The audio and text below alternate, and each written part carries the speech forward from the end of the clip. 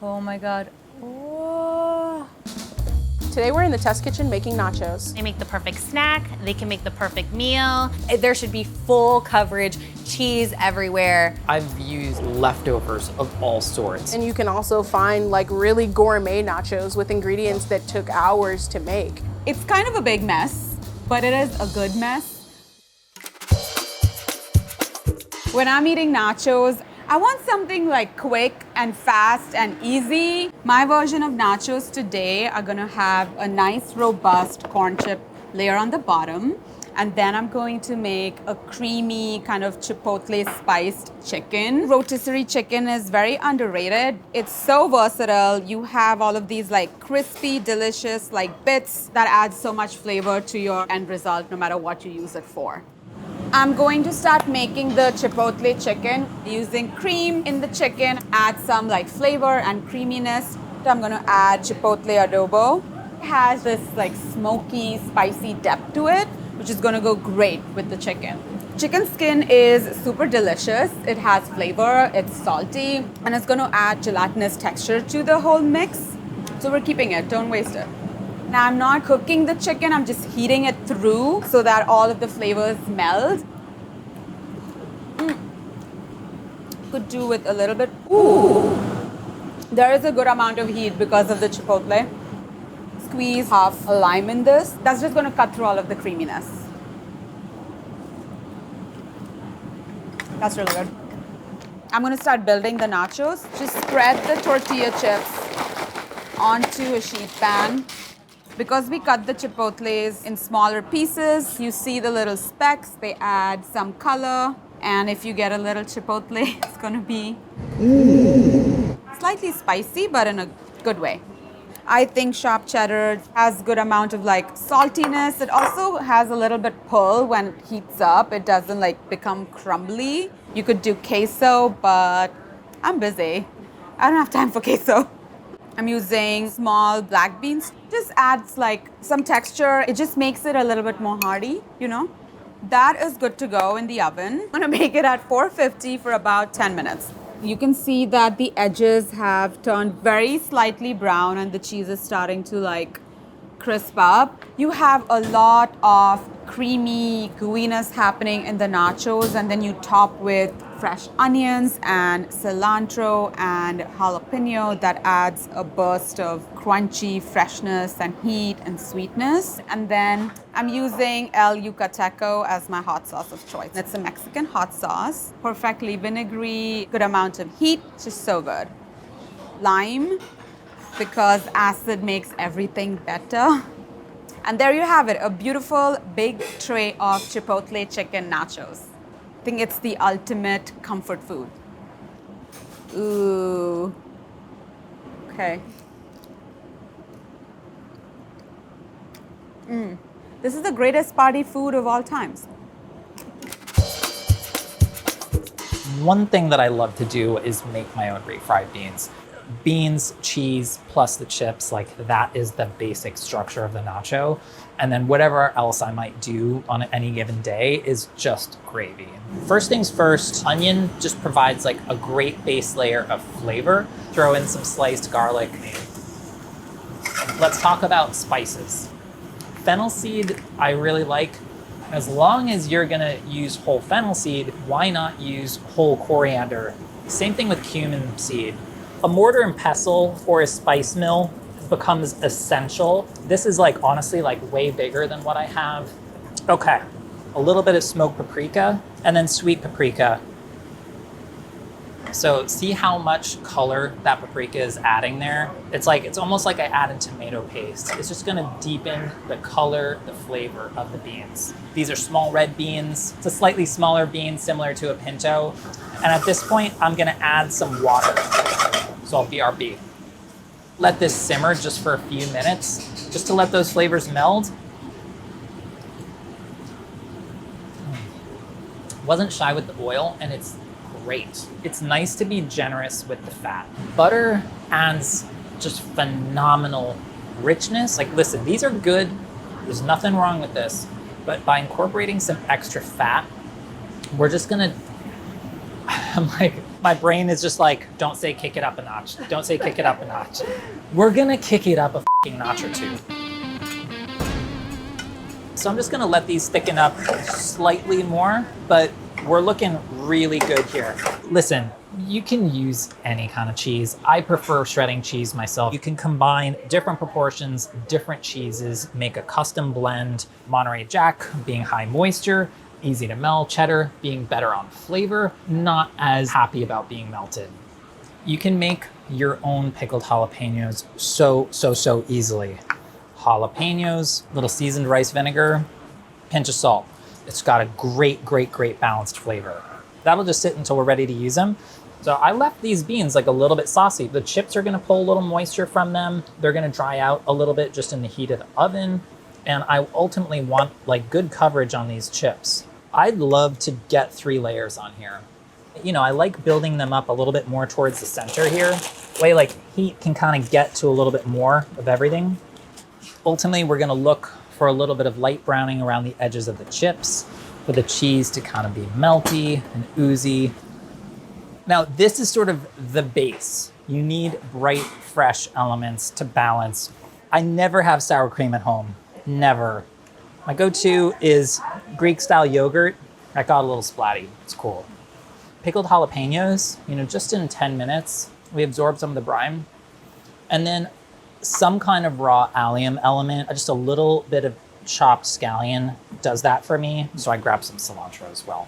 It's just sometimes when you want it, you want it. But this I'm like really happy with. Has all the elements I think that define nachos. And even from here, you could customize further and make it your own. Ooh. Yeah, that's good. This is not gonna be cute. Yeah, I'm just loving the balance of textures, balance of flavors. The fact that you're not just tasting a mouthful of chips, like you're getting like great toppings in every single bite. These beans like truly can kind of stand up to the nacho treatment. It just helps define the dish. I am making chili cheese fries nachos based on the format of chili cheese fries, but on top of chips. So the base is potato chips to mimic the fries. We're gonna have crunchy, meaty, cheesy, creamy, fresh. That is exactly what, to me, is the best type of nacho. We're gonna cook just a couple slices bacon. Chili itself is not very fatty, and that's why it can handle cheese and sour cream and the things you normally put on top of chili. That's where the fat is coming from. We're gonna take the bacon out, and the fat will have rendered down, and that will be most of the cooking liquid for our onions and garlic. Made it here in this very kitchen to try it out, and my coworker Inés said that it tasted like fancy gas station in the best way. And that is the nicest thing anyone's ever said to me. So yeah, we're getting like all those bacony flavors cooked into the onion, which is really nice. Our chipotles and adobo, this is like if you were making pasta sauce, frying out the tomato sauce, really caramelizing it. Here, we're just using our chipotle paste as that. Now we're gonna add our pork and all of our spices. We got oregano, cumin, and coriander. A little salt in there as well. You can definitely smell the chipotle peppers. It's like one of those things where when you put it in the pan, you can like, it like goes into your nostrils. As I say that, like goes into your nostrils right away. You don't want big hunks everywhere. You want everybody to get the love. So now we're going to add our tomatoes and our beans. Obviously, can of beans is already cooked, but you just wanna heat it through, flavor those beans with all the juices that are in this pot. And now we're just gonna let this go like 10-ish minutes, trying to tighten up the liquid a little bit. If you wanna go canned route, you can. I think it's worth it to take this one extra step, throw it all in a pot, and make your chili yourself. Our chili is nice and thick. Stir in the chopped up bacon and all that salty flavor added back. We're good to go. We're using our thicker cut kettle potato chips. Oh, there's this. Kettle chips are key here because they are thicker cut, so they still retain a bit of that structure. I like to make sure that every chip is invited to the party. Hovering them as much as possible with all of your other things sort of insulates them from extra heat. They'll get crispy, but they won't get charred.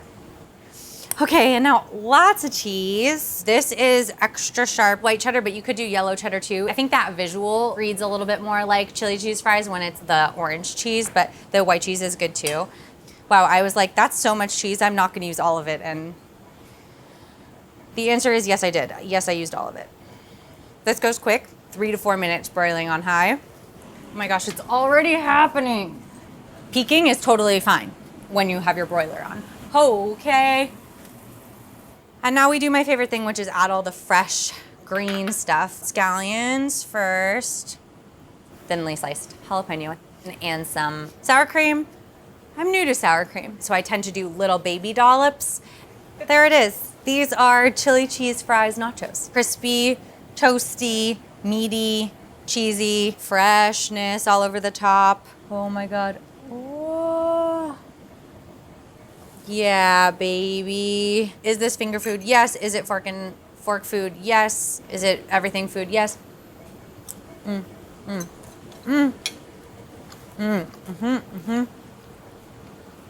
Yum. This is a great lesson in nachos can be anything and follow your dreams. In the shower the other day, I was like, man, we gotta do this video, we gotta make nachos. I thought, oh, you know, it'd be cool if like almost like an empanada-y riff, right? Because like a ground beef, we got some raisins, maybe some olives, like that crunchy empanada shell. Different cultures have all these different little dough-wrapped fillings. Some are baked, some are fried. I like the fried ones. But the wonton, pretty close to it, okay? It's just a little wonton wrapper. You can get them in your supermarkets. And a little hot oil, we made these ourselves. They flash up quick, they fry really nicely. First things first is, and you can even do this a day ahead, 2 days ahead if you wanted to, is cook your meat, get that ready. It takes about a half an hour to cook on the stovetop, so we wanna start that first. 1 yellow onion. I'm not really looking for an insane amount of color or anything here. I just wanna get all the moisture out of the onion, getting them a little translucent, getting them a little sweet. Just sweat it out, you know? We're taking out the onions because I gotta brown the meat and the onions would burn. Little classic beef.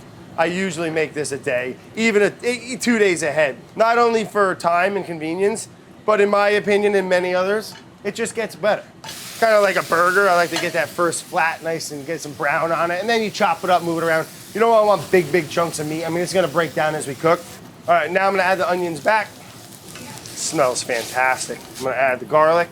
I like olives. I think they're gonna add a fun little texture as well as a flavor. Say about 80%, we'll add 60% of the green olives.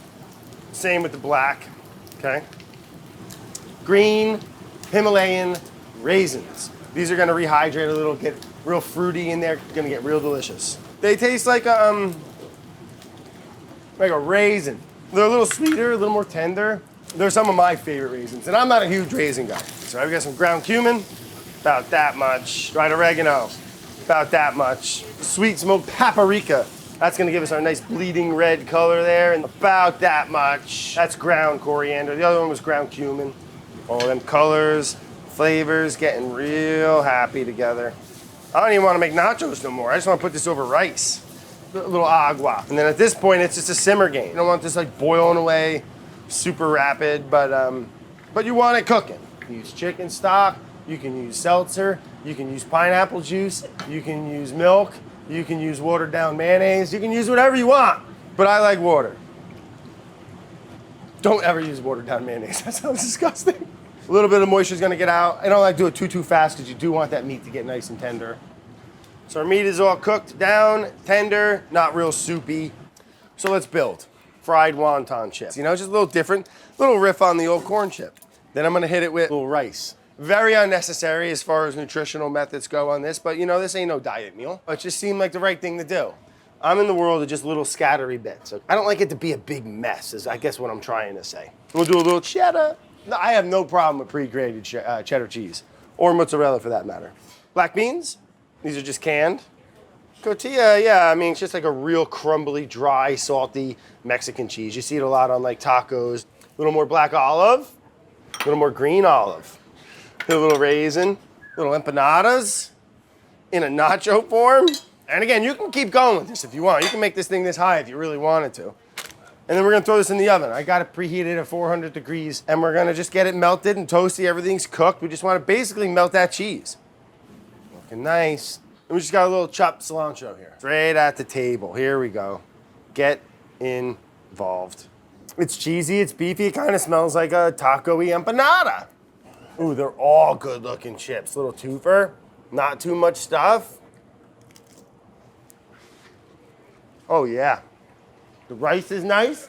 I mean, it eats just like a nacho, but you kind of feel like you're eating a meal. It's got a little more substance to it, and I really like that in a nacho. So today I'll be making birria nachos. Birria has a very special place in my heart. A couple weeks ago, I was just in Jalisco, the birthplace of birria. That's also my dad's hometown. Birria is this spicy, juicy, garlicky, tomato-based stew. I think the elevation of the nacho really boils down to how much love, care, and time you have to spend with your ingredients. We're gonna toast our chilies. It intensifies their flavors by activating those dormant oils in it. So I have my guajillos, these are my anchos, and then these small guys are my chile de arbos. Each of these chilies is only gonna get toasted for about 15 seconds on each side. Our anchos are giving us earthy sweetness, where my guajillos are giving me a little bit more of that spice. My arbos are really giving me redness to our stew. Put them into my pot of chicken stock. While my chilies are rehydrating, I'm gonna saute my onion, my tomato.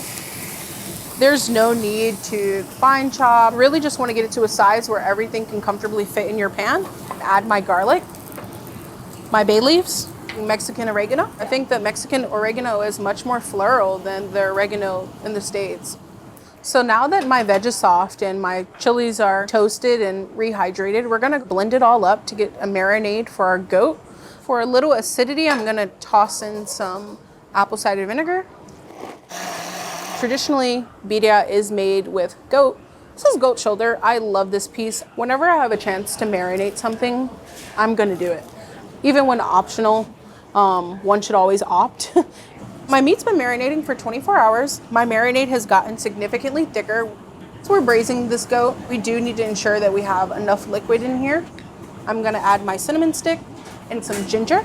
There are some instances in which you would toss the marinade. Here, there's no need. You're cooking this marinade through and through. I'm gonna bring this up to a boil, and then I'm gonna put it in the oven at 350 for 2 hours or until it's completely shreddable.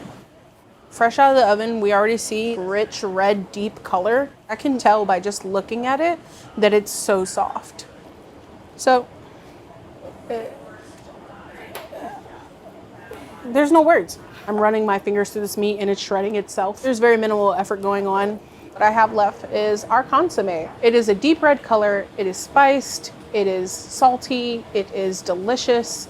It's so good it's drinkable.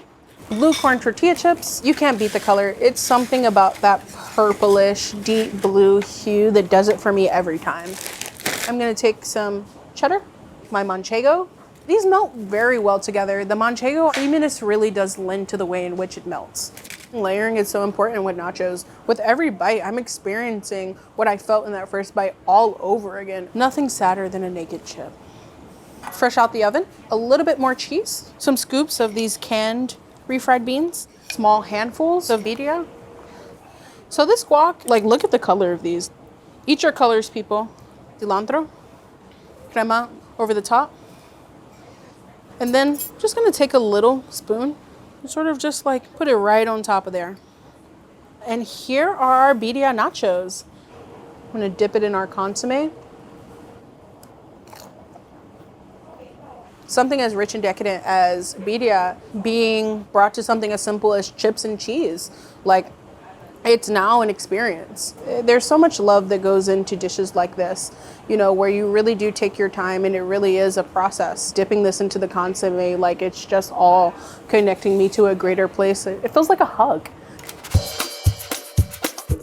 So my nachos will zero in on my favorite aspect of the nacho experience, the queso. I'm bringing the heat with gochujang, a pantry staple that I have all the time, but you can dial it up if you like it even hotter or tone down the spice. This is the queso you need to make for yourself and your loved ones. You need a heavy bottom pot, a couple tablespoons of butter, just let it melt. Adding our aromatics, minced garlic. We're adding the whites of the scallions. We're reserving the greens for garnish. A can of these mild green chilies. They are often fire roasted, so it's just another layer of flavor that you don't have to do yourself. You can go like this, and the pan is dry. You're ready for the next ingredient, which is gochujang, the fermented red pepper paste. It's not just spicy, it's also sweet and it's smoky. And in this case, we're using it in place of kind of adobo sauce. Cornstarch will help stabilize the queso. Kind of like when you make garu, it's gonna look like this. The bottom gets a little starchy looking, and that's totally fine. Evaporated milk is kind of the secret power ingredient. Oftentimes a queso or a nacho cheese sauce will be nice and melty for maybe the first 5 minutes, and then it like quickly seizes or congeals into, you know, that like rubbery texture, and this will never do that to you. I just like to add a little bit first and deglaze, and once you get this kind of well incorporated, you can add the rest of the can.